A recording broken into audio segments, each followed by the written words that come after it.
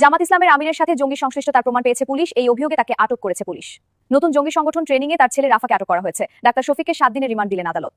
BNP সরকারের বয়স মাত্র 2 মাস। এরই মধ্যে সরকারের বিরুদ্ধে নানা অভিযোগ, অসন্তোষ প্রকাশ করেছে বিরোধী দল। বিভিন্ন প্রতিষ্ঠানে দলীয় ব্যক্তিদের বসানো থেকে শুরু করে ফ্যাসিস্টকে ফিরে আসার সুযোগ তৈরি করার অভিযোগ তুলেছে জামায়াত নেতৃত্বাধীন 11 দলীয় জোট। জুলাই জাতীয় সনদ ও গণভোটের রায় বাস্তবায়নের দাবিতে সংসদে দাবি উত্থাপন, মুলতবি প্রস্তাব ও ওয়াকআউটের পর আন্দোলনের ঘোষণা দিয়েছে তারা। বিরোধী দলের এমন ঘোষণায় ফের উত্তপ্ত হচ্ছে রাজপথ। 11 দলীয় সূত্র বলছে, জুলাই সনদ সংসদের আলোচ্যসূচিতে থাকলেও বাস্তব অগ্রগতি নেই। যে কারণে জনগণের রায় বাস্তবায়নের জন্য বিরোধী দল সংসদ থেকে জনগণের কাছে ফিরে যাওয়ার সিদ্ধান্ত নিয়েছে। গেল 4 এপ্রিলের কর্মসূচির মধ্য দিয়েই রাজপথের আন্দোলন যাত্রা শুরু হয়েছে। এর মধ্যে সারা দেশে 7 দিনের কর্মসূচি ঘোষণা করে 11 দল। কর্মসূচির মধ্যে রয়েছে গণসংযোগ, লিফলেট বিতরণ, সেমিনার ও বিক্ষোভ। বিরোধী দলের অভিযোগ, অন্তর্বর্তী সরকারের সময় জারি করা 133টি অধ্যাদেশের মধ্যে 4টি বাতিল এবং 16টি এখনই বিল আকারে না আনার সুপারিশ করেছে সংসদের বিশেষ কমিটি, যার ফলে এই 20টি অধ্যাদেশের কার্যকারিতা থাকছে না। এতে আপত্তি জানিয়েছে বিরোধী দল। গণভোটে বিপুল সমর্থন পাওয়ার পরও সরকার গণরায় বাস্তবায়নে গড়িমসি করছে। সরকারের সংস্কারের বিপক্ষে অবস্থানের কারণে দীর্ঘমেয়াদী রাজনৈতিক কর্মসূচি থেকে যাচ্ছে 11 দলীয় জোট। রাজনৈতিক বিশেষজ্ঞরা বলছেন, সরকারের বিভিন্ন অসঙ্গতি তুলে ধরে জোটগত আন্দোলন বেগবান করার ঘোষণা দিয়েছে বিরোধী দলগুলো। তবে সরকারি দল এখন পর্যন্ত বাধা না দেওয়ার নীতিতে অটল রয়েছে। তবে রাজনৈতিক এই পাল্টাপাল্টি অবস্থানের মধ্যে আন্দোলনের ভবিষ্যৎ রূপরেখা এবং আইন শৃঙ্খলা পরিস্থিতির স্থিতিশীলতা বজায় রাখাই এখন বড় চ্যালেঞ্জ। পুলিশ সদর দফতরের অতিরিক্ত মহাপরিদর্শক খন্দকার রফিকুল ইসলাম জানান, রাজনৈতিক আন্দোলন বিরোধী দল চালাতেই পারে, এটা তাদের অধিকার। সুষ্ঠুভাবে কর্মসূচি পালন করলে পুলিশ নিরাপত্তা দেবে। তবে আন্দোলনকে ঘিরে কোনো ধরনের অস্থিতিশীল পরিস্থিতি তৈরি করলে, আইন শৃঙ্খলা পরিস্থিতির অবনতি হলে তা কঠোরভাবে দমন করা হবে। ভিডিওর শুরুতে সবাইকে চমকে দেওয়ার মতো মূল খবরগুলো হল চুপ বসে নেই, সোজা হুমকি দিয়ে বলেছেন গত 47 বছরের হিসাব এক ঐতিহাসিক ফয়সলা। সবচেয়ে বড় অস্বস্তির খবর, জামাত ইসলামের নেতাকর্মীদের জন্য একটা খুশির খবর, অনেকটা হই হই কাণ্ড রুই ব্যাপার। এখন ক্ষমতা আল্লাহর তরফ থেকে আসে, যার কপালে রাষ্ট্রিক আছে সেই ক্ষমতায় যাবে। অবিশ্বাস্যভাবে বাংলাদেশের রাজনৈতিক সংস্কৃতি বদলে দিচ্ছে জামাত ইসলাম। বাংলাদেশের রাজনীতিতে এক বিরল ইতিহাস সৃষ্টি করতে যাচ্ছে, এক বিরল চমক দেখাতে যাচ্ছে। চমক নিয়ে হাজির হচ্ছে জামাত ইসলাম। কিন্তু মাননীয় স্পিকার, আমাদের একটা তাগাদা ছিল যে এরা সংস্কারের বাহানায় যদি নির্বাচনটা না হতে দেয়, সেজন্য আমরা সবকিছুতে আপোষ করে জুলাই জাতীয় সনদ স্বাক্ষর করেছি। আমরা একত্রিত হয়েছি, সমঝোতা হয়েছে এবং নির্বাচনের সাথে আমরা অনেক কথা বলি নাই। এটা এক ধরনের এর থেকে ভণ্ডামি, মানে উনি একটা সংসদের মধ্যে দাঁড়িয়ে উনি ওনার ভণ্ডামি, ওনার হিপোক্রেসিকে জাতির সামনে প্রকাশ করছেন যে আমরা স্বীকার করে নিচ্ছি যে নির্বাচন যেন কোনোভাবেই পিছানো না হয়, সেজন্য আমরা একরকমের পরিচি মুঘলের হাতে খানা খেতে হবে একসাথে।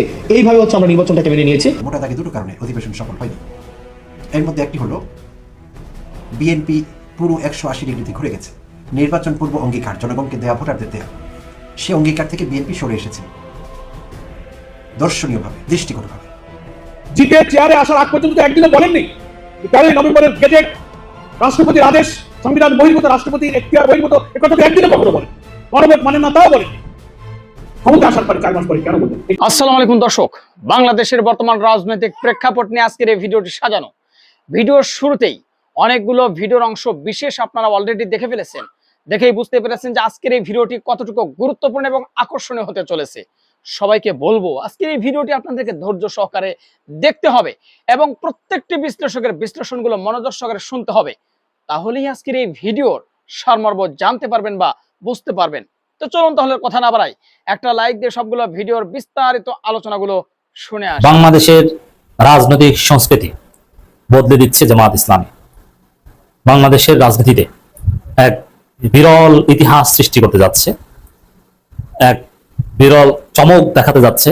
চমক নিয়ে হাজির হচ্ছে জামাত ইসলামী। বাংলাদেশের রাজনীতি হবে এখন ইউরোপ আমেরিকার মতো।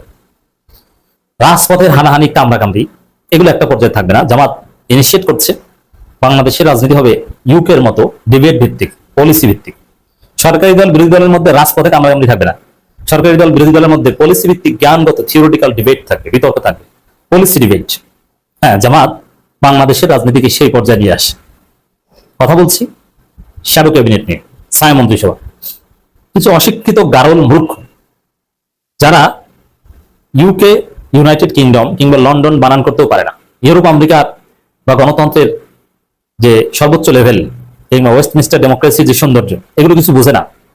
এরা মূর্খ। এরা এই শ্যাডো ক্যাবিনেট নিয়ে ট্রল করছে, তারা ছায়া মন্ত্রিসভা নিয়ে ট্রল করছে এবং যারা সম্ভাব্য ছায়া মন্ত্রিসভায় থাকতে পারেন তাদেরকে নারীদের ছায়া পরিয়ে এআই দিয়ে ছবি এডিট করে সোশ্যাল মিডিয়ায় ছাড়ছে।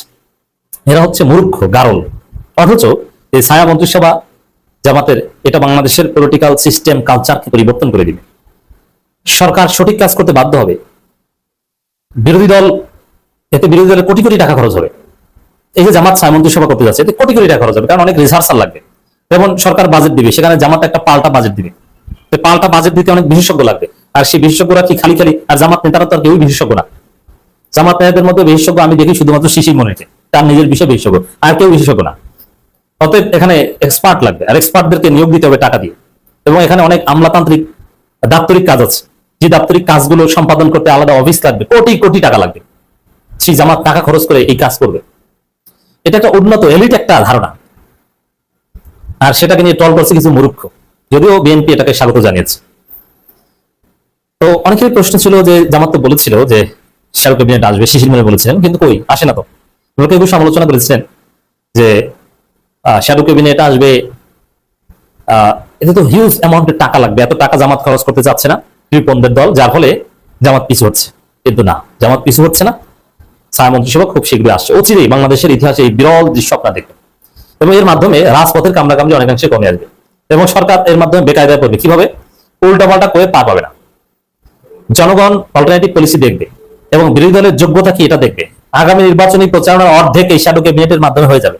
কে যোগ্য, কে ভালো, কে পারে, তার কোয়ালিটি কি, এটা নির্বাচনের আগে প্রতিশ্রুতি। এই যে এতদিন বাংলাদেশটা চলতো কিভাবে, এক এক দল ভুং ভাং ভুজুং বাজুং জনগণকে বোঝাচ্ছে যে আমরা ক্ষমতা আসলে এই সিরবো সেই সিরবো, এই করবো সেই করবো, অথচ এরা পারে না, যোগ্যতা নেই। কিন্তু এখন কে কি পারে এটা পলিসির মাধ্যমে দেখানো হবে। এই যে ফুয়েল ক্রাইসিস, এই ফুয়েল ক্রাইসিসে মন্ত্রীরা কি বক্তব্য দিয়েছে, সরকারের অবস্থান কি, এটার বিপরীতে জামাতের শ্যাডো ক্যাবিনেটের জ্বালানি মন্ত্রীর বক্তব্য থাকবে।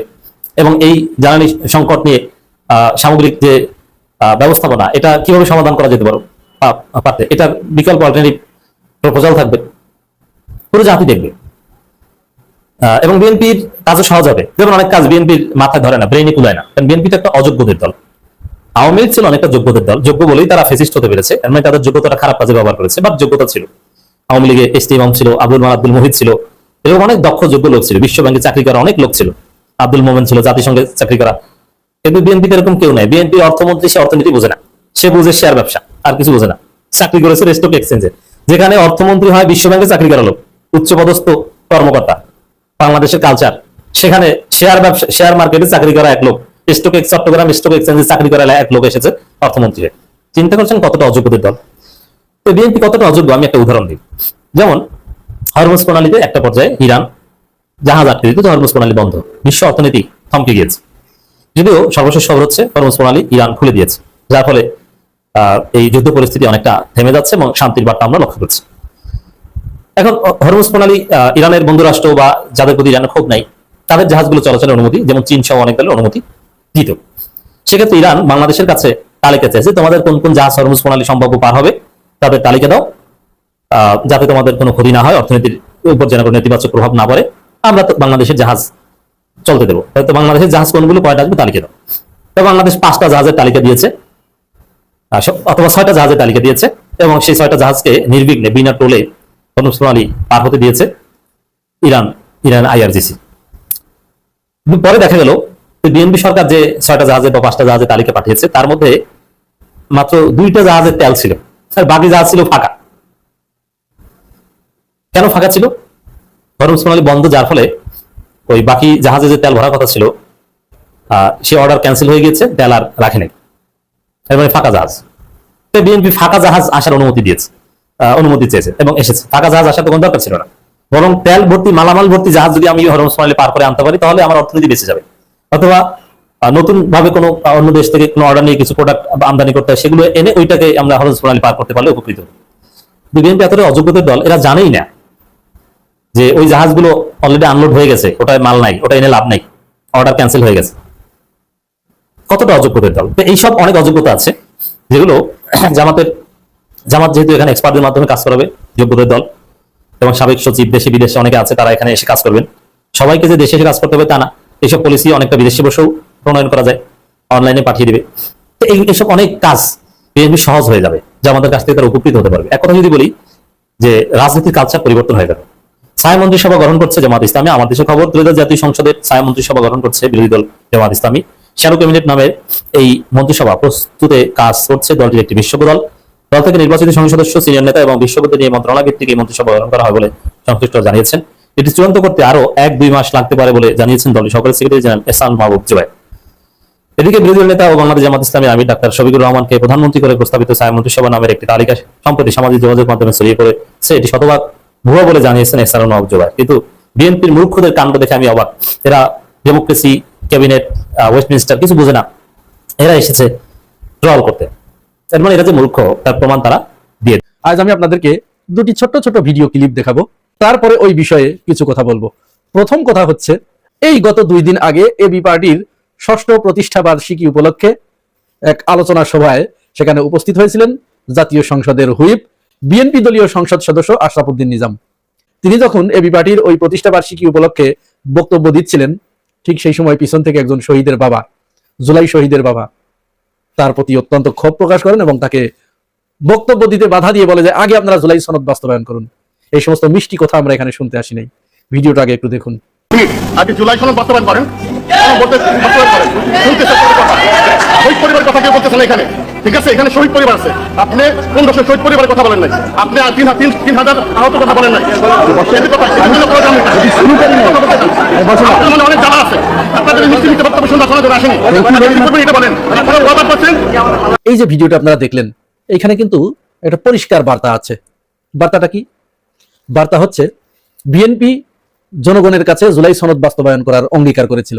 এমনকি প্রধানমন্ত্রী তারেক রহমান তিনি গণভোটে হ্যাঁ ভোট দেওয়ার জন্য মানুষকে উদ্বুদ্ধ করেছিলেন।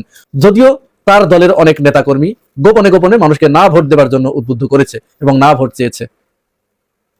শুরু থেকেই বিএনপির ভিতরে এখানে একটা দ্বিচারিতা আমরা লক্ষ্য করেছি।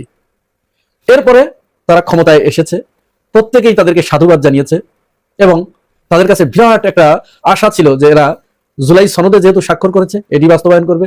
জুলাই গণ অভ্যুত্থান যে উদ্দেশ্য নিয়ে, যে আকাঙ্ক্ষা নিয়ে এটি সংগঠিত হয়েছে সেটি তারা বাস্তবায়ন করবে। কিন্তু গদিতে বসার সাথে সাথে ওইগুলো তারা পুরা বেমালুম ভুলে গেছে।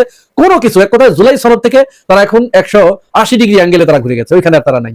তারা সংস্কার প্রস্তাব যেগুলো ছিল সেগুলো বাতিল করে দিয়েছে, অসংখ্য অধ্যাদেশ তারা বাতিল করে দিয়েছে এবং অতি গুরুত্বপূর্ণ যেটি রাষ্ট্রের জন্য, সাধারণ নাগরিকদের জন্য কমফোর্টেবল ছিল, মঙ্গলজনক ছিল, সেগুলো বাতিল করে দিয়েছে। বাতিল করে নিজেদের দলীয় স্বার্থ আদায় হয়, দলীয় স্বার্থ হাসিল করে, দলীয় পারপাস সার্ভ করে, এইরকম ওই শেখ হাসিনার আমলের সবগুলো রেখে দিয়েছে। শেখ হাসিনা যা করেছিল তাই। এই করতে করতে এই কয়েকদিনের ভিতরেই কিন্তু জনগণের ভিতরে তাদের প্রতি একটা ক্ষোভ প্রকাশ পেয়েছে এবং তিনি যখন আশরাফ উদ্দিন নিজামের উপরে যখন ক্ষোভ ঝাড়ছিলেন তখন কিন্তু আপনারা দেখেছেন তার পিছন থেকে প্রত্যেকেই ওই শহীদের বাবাকে সাপোর্ট করেছে এবং ঠিক ঠিক বলে সবাই করতালি দিয়েছে। করতালি দেয়া বা না দেয়া বড় বিষয় নয়, এখানে অত্যন্ত গুরুত্বপূর্ণ বিষয় যেটা, সেটা সরকার হয়তো উপলব্ধি করতে পারছে কিনা। যদিও এই ঘটনাটাকে সরকার জামাত বলে চালিয়ে দিতে চাচ্ছে যে জামাতের কর্মী সমর্থকরা এই কাজ করেছে, সব জায়গায় এটি করে ভাই আপনারা পার পাবেন না। আওয়ামী লীগও কিন্তু এই কাজ করতো, তারা জনগণের রায়কে, জনগণের মতামতকে তোয়াক্কা না করে তারা ওইটাকে, কোনো ঘটনা ঘটলো এটাকে তারা জামাত বিএনপি বলে চালাতো, বিএনপি জামাত শিবির বলে চালাতো। বিএনপি জামাত শিবির কি জনগণের ভিতরের অংশ নয়? এরা কি জনগণের বাইরের অংশ? তাহলে কেন আপনার এটি মনে হচ্ছে যে যারা করছে জামাত শিবির, ওরা জামাত শিবির? শেখ হাসিনা যা মনে করেছিল, যারাই বিরোধিতা করবে তাদেরকেই যদি আপনি এইভাবে জামাত শিবির করে আলাদা করতে থাকেন তাহলে তো আওয়ামী লীগের মতো ঘটনা ঘটবে। আওয়ামী লীগ কি কোনোদিন ঘটনা করেও কল্পনা করেছে? তারা তো সবসময় জামাত শিবির করেই ওটা উড়িয়ে দেওয়ার চেষ্টা করেছে। আখেরে ফলটা হয়েছে কি? সবই তাহলে জামাত শিবির হয়ে গেছে। এখানে আপনি আপনার বিরুদ্ধে উচ্চারিত প্রতিটি বিরোধিতাকে, আপনার বিরুদ্ধে উচ্চারিত প্রতিটি অসন্তোষকে আপনি যখন জামাত শিবির বলে উড়িয়ে দেবার চেষ্টা করবেন, ওই আওয়ামী লীগের মতো ওইটা একদিন মহিরুতে পরিণত হবে। সুতরাং এইটি আমলে নিন, এটা আমলে নেবার দরকার আছে। ইতিমধ্যেই মানুষের ক্ষোভের বহিঃপ্রকাশ কিন্তু হতে শুরু করেছে। জুলাই সনদের সাথে গাদ্দারি করে হয়তো ক্ষমতা খুব বেশি দিন টেকসই করা একটু কঠিনই হয়ে যাবে। অনেক সময় দলীয় দৃষ্টিকোণ থেকে তাকালে হয় কি, দলীয় চশমা পরা থাকে, ওই ফ্রেমের ভিতরে অন্য কিছু প্রবেশ করে না। এই জন্য দলীয় দৃষ্টিকোণের বাইরে গিয়ে বিরোধী মতের যারা আছে তাদের কথা শোনার চেষ্টা করুন, তাহলে অ্যাকচুয়াল ফিগারটা পাবেন, অ্যাকচুয়াল ঘটনাটা, ইফেক্টটা আপনাদের চোখের সামনে ধরা পড়বে। যাই হোক, এবার আসুন আমরা দ্বিতীয় আরেকটি ভিডিও দেখি। সমস্যা নেই, তুমি সারা জীবন অপরাধের মতো থাকবে। দুইটা অভ্যাস কেমন কেন, এই দুইটা অভ্যাস শুধু আমার সাথে যাওয়ার কারণে এই হাতটা আপনি দেখেন, এই কোটি টাকা এই হাতটা কারণে আমি খুশি খাইতে পারি খাইছি। এই যে ভিডিওটা দেখলেন, এই ছেলেটার বয়স কত? কমসে কম 40+। অনেকেই বলছেন এটা 50 হয়ে গেছে। ছেলেটা লক্ষ্মীপুর জেলা ছাত্র দলের কমিটিতে পদ না পেয়ে তিনি এইভাবে ফেসবুক লাইভে এসে কান্নাকাটি করেছেন। হ্যাঁ, তিনি ছাত্র দলের, সারা দেশে ছাত্র দলের কমিটি গঠিত হয়েছে, জেলা কমিটি। এটি অবশ্য ভালো একটা দিক। ছাত্র দল দীর্ঘ 18 বছর পরে তাদের কমিটি করতে তারা সক্ষম হয়েছে। সারা দেশে জেলা কমিটি দিয়েছে, উপজেলা কমিটি দিয়েছে, ওয়ার্ড কমিটি দিয়েছে, বিভিন্ন জায়গায়, ঢাকা মহানগরের ভিতরে দিয়েছে। আমার পরিচিত অনেকেই তারা পদ পেয়ে আলহামদুলিল্লাহ পড়েছে, এটি ভালো, তারা পদ পেয়েছে। তো এই 40 একজন ব্যক্তি তিনি ছাত্র দলের জেলা কমিটিতে জায়গা না পেয়ে লাইভে এসে কান্নাকাটি করছেন। এটা কি স্বাভাবিক কথা? ছাত্র দল সাধারণত তাদের বয়স কত হতে পারে? আমি ধরে নিলাম এসএসসি থেকে শুরু।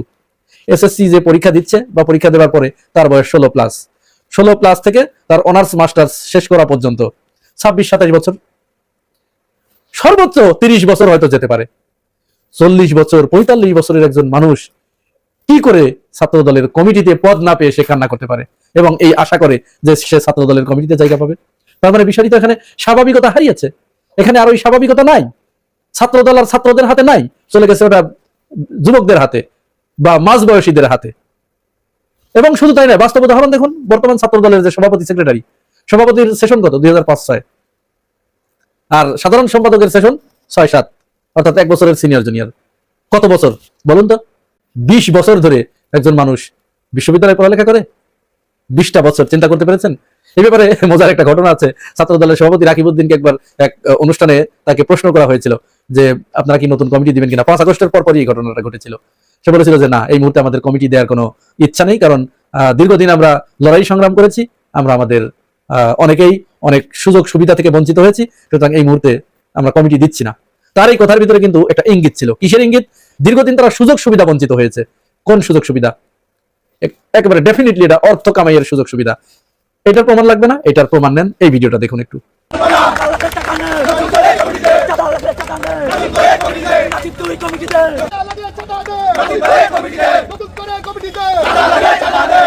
এটা হচ্ছে রাঙ্গামাটি জেলায় যারা ছাত্র দলের পদ পায় নাই তারা এই স্লোগান দিচ্ছে এবং এভাবে বিক্ষোভ সমাবেশ করছে, এবং তারা সড়কে টায়ার জ্বালিয়ে, শহরের ভিতরে টায়ার জ্বালিয়ে তারা বিক্ষোভ প্রদর্শন করেছে। তাদের স্লোগানটা কি? চাঁদা লাগলে চাঁদা নে, নাসির তুই পদ দে, ইত্যাদি। শুনেছেন সব আপনারা। তার মানে কি? তার মানে এই যে কমিটিটা গঠিত হয়েছে সারা দেশে, এখানে বিরাট একটা অর্থের বাণিজ্য হয়েছে, অর্থের লেনদেন হয়েছে। তার মানে কমিটি মানেই অর্থ বাণিজ্য, এটা কমিটি বাণিজ্য বলে এটাকে। এবং এরা কিন্তু পরিষ্কারভাবে যে অভিযোগটা এনেছে, তারা বলেছে এখানে টাকা এবং আইফোনের বিনিময়ে পদ দেওয়া হয়েছে। একটা আইফোনের দাম মনে করেন 1.5 লাখ টাকা। তার মানে কি? তার মানে যে পদই যাকে দিয়েছে কমপক্ষে 2 থেকে 3 লাখ টাকা এখানে হাতিয়ে নেওয়া হয়েছে। আমরা ছাত্রলীগের কমিটির ব্যাপারে শুনেছি ওই সময়, আপনারা প্রত্যেকেই শুনেছেন, খোঁজ খবর যারা রাখেন। বিশেষ করে নারী সদস্যরা ছাত্রলীগে পদ পেতে গেলে তাদের ছাত্রলীগের যিনি সভাপতি সেক্রেটারি বা ওই গ্রুপের যিনি প্রধান, তার মনোরঞ্জন করতে হতো, তাকে তুষ্ট না করে কেউ পদ পেত না। আর ছাত্র দলের ক্ষেত্রে এসে আমরা নতুন এই বিষয়টি আমাদের সামনে এলো, যেখানে টাকা ছাড়া পদ দেয়া হয় না, টাকা নিয়ে তাদেরকে পদ দেয়া হচ্ছে, টাকার বিনিময়ে। যে টাকা বেশি দিতে পারছে সেই। তাহলে একটা ছাত্র সংগঠনের কমিটিতে ঢুকতে হলে টাকা দিয়ে ঢুকতে হচ্ছে। কারণ কি? এখানে কি আছে? টাকা দিয়ে কেন এখানে ঢুকতে হবে? আমরা তো ছাত্র শিবিরের কমিটি দেখেছি, সেখানে কেউ পদ নিতে চায় না, কারণ ওইখানে গেলে 4 আনা পয়সা ইনকাম নাই, বরং নিজের পকেট থেকে আরো দিতে হয়। আর এখানে তার উল্টা টাকা দিয়ে পদ নিচ্ছে। তো টাকা দিয়ে যখন পদ নিচ্ছে তখন তো এই ছেলে ওই টাকাটা তুলবে। একজন ছাত্র মানুষ 1.5 লাখ 2 লাখ টাকা দিচ্ছে এমনি এমনি, কি কারণে? এই টাকা দেওয়ার হেতু কি? এই টাকাটা সে কোথা থেকে দিচ্ছে, কেন দিচ্ছে? এই টাকা দেওয়ার পরে সে কমিটিতে পদ পাওয়ার পরে কি করবে? তখন তো তার ডেফিনেটলি সে চাঁদাবাজি করবে, সে মানুষকে মারবে, ধরবে, কাটবে, কেটে টাকা উপার্জন করবে। তার ওই পদ ব্যবহার করে, তার ওই ক্ষমতা ব্যবহার করে সে ছিনতাই করবে, ডাকাতি করবে। এটাই তো, এছাড়া তো অন্য কোনো উপায়, অন্য কোনো কথা আমাদের মাথায় আসছে না। যেহেতু টাকা দিয়ে পদ নিতে হচ্ছে, এটা বিরল ঘটনা। এই ঘটনা আমাদেরকে হতভম্ব করেছে যে একটা ছাত্র সংগঠনের ওয়ার্ড পর্যায়ের দায়িত্ব নিতে গেলেও, পদ পেতে গেলেও টাকা দিতে হচ্ছে। তাহলে এটা কোন ছাত্র সংগঠন? দর্শক আশা করি সবগুলো ভিডিওই দেখেছেন এবং সকল বিশ্লেষকদের বিশ্লেষণগুলো মনোযোগ সহকারে আপনারা শুনেছেন। তো প্রত্যেকটি বিশ্লেষকের বিশ্লেষণগুলো শোনার পরে আপনারা কি জানলেন, বুঝলেন? অবশ্যই আপনাদের মূল্যবান মতামত আজকের এই ভিডিওর কমেন্ট বক্সে জানিয়ে দিন। আর হ্যাঁ, পারলে ভিডিওটি শেয়ার করে সবাই দেখার সুযোগ করে দিন। আর আমাদের এই channel Nasir Islamic media centre যদি আপনারা নতুন হন, প্রতিনিয়ত এ ধরনের গরম গরম খবরগুলো পেতে আমাদের এই চ্যানেলটি সাবস্ক্রাইব করে আমাদের সাথে থাকুন। ইতিমধ্যে যারা অলরেডি সাবস্ক্রাইব করে দিয়েছেন সবাইকে অসংখ্য ধন্যবাদ জানিয়ে ভিডিওটি এখানে শেষ করছি। ভালো থাকবেন সবাই, আল্লাহ হাফেজ।